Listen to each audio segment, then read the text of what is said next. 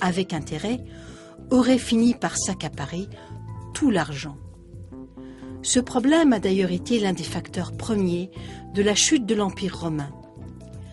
Comme de richissimes particuliers avaient amassé d'énormes quantités d'or, le gouvernement a dû fabriquer des pièces à partir de métaux de base, sans valeur.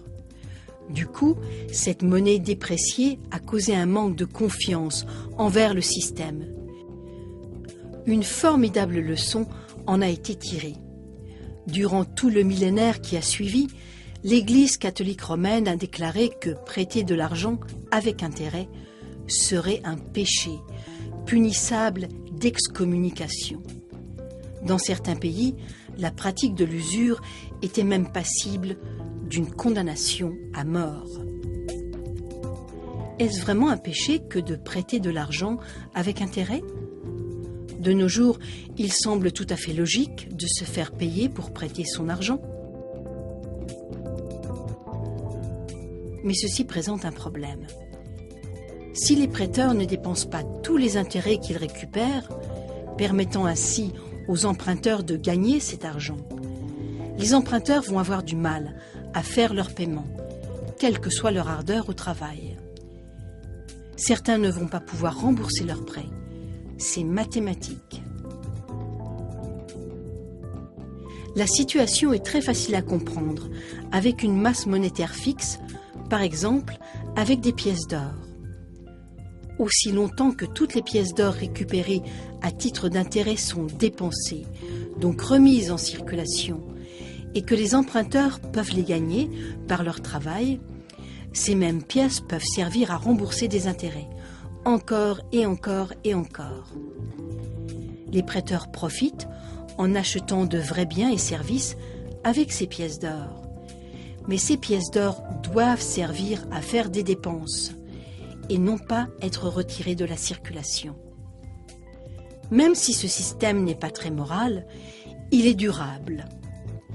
Mais si les pièces d'or sont prêtées de nouveau, avec intérêt, ou si elles sont retirées de la circulation parce que quelqu'un les met de côté, il y aura un manque de pièces d'or pour rembourser la dette globale. C'est fondamentalement ce qui se passe dans notre système monétaire actuel, fondé sur l'argent-dette. Comme nous l'avons vu, presque chaque dollar existant de nos jours est créé sous forme d'argent-dette, avec un échéancier de remboursement du principal jusqu'à ce que la dette soit détruite.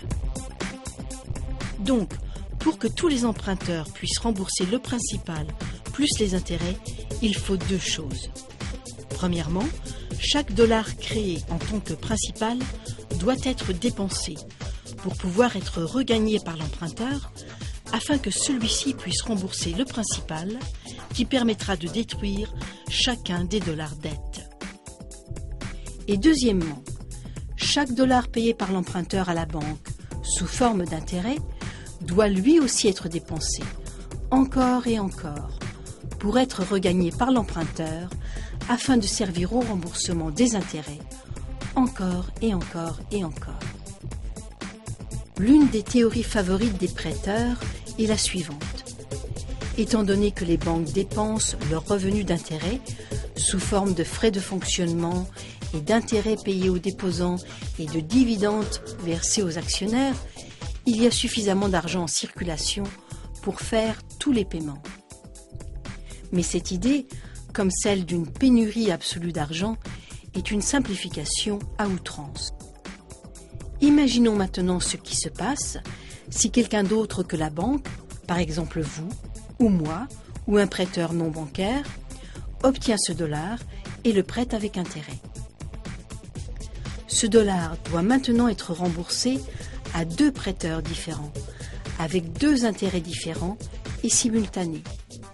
De plus, si ce dollar est prêté, remboursé et prêté de nouveau par le second prêteur, il n'est plus disponible pour rembourser le principal du prêt par lequel il a été créé. Alors, est-ce que nous pouvons emprunter à Pierre pour payer Paul et emprunter à Paul pour payer Pierre ? C'est là que la problématique devient vraiment intéressante. Oui, c'est possible. Mais chaque fois que nous le faisons, de nouveaux intérêts viennent s'ajouter, qui doivent eux aussi être remboursés. Si tous les intérêts cumulés peuvent être gagnés, tous les remboursements peuvent être faits.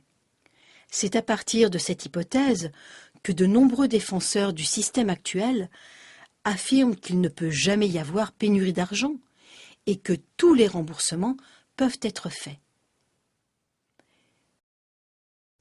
Mais cette assurance semble trompeuse.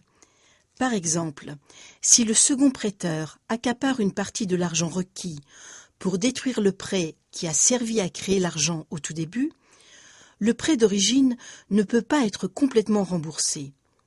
La différence devra être empruntée, encore et encore, chaque fois avec des intérêts.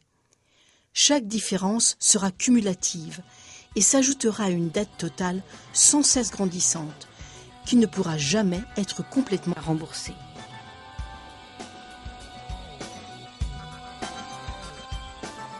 Et bien sûr, pour chaque intérêt nouveau ajouté au système, un plus devra sortir du système pour payer cet intérêt.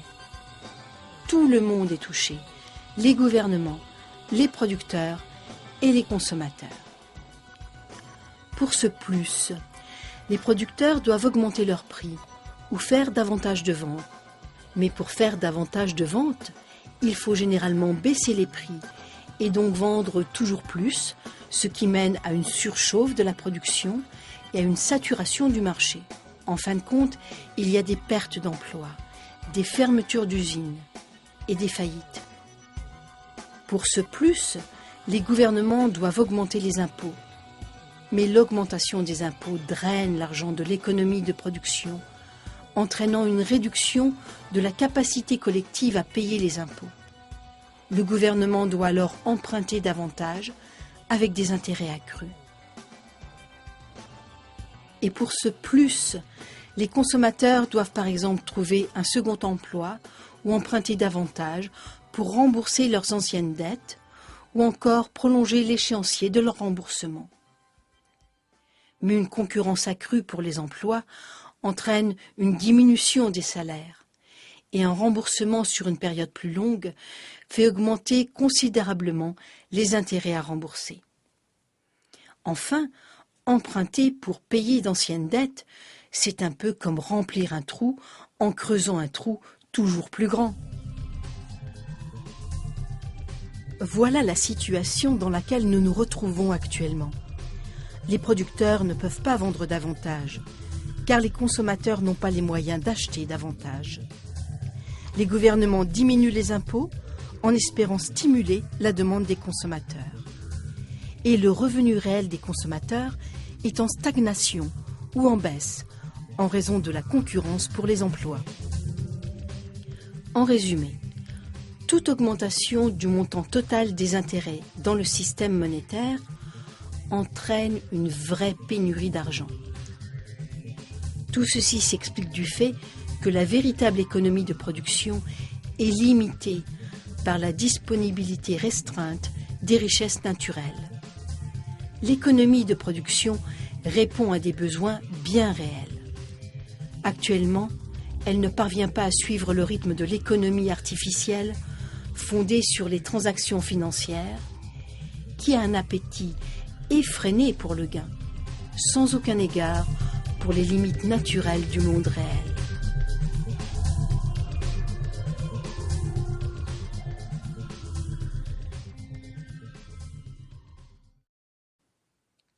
La théorie selon laquelle il y aura toujours assez d'argent pour payer tous les intérêts est séduisante. Mais pour être vraie, elle devrait être vraie à 100%. Or, c'est impossible.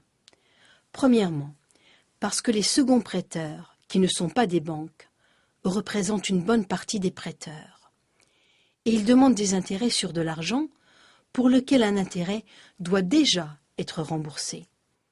Deuxièmement, il faut considérer les attentes culturelles. Tous les gens qui ont de l'argent s'attendent à ce que leur argent leur rapporte toujours davantage. L'argent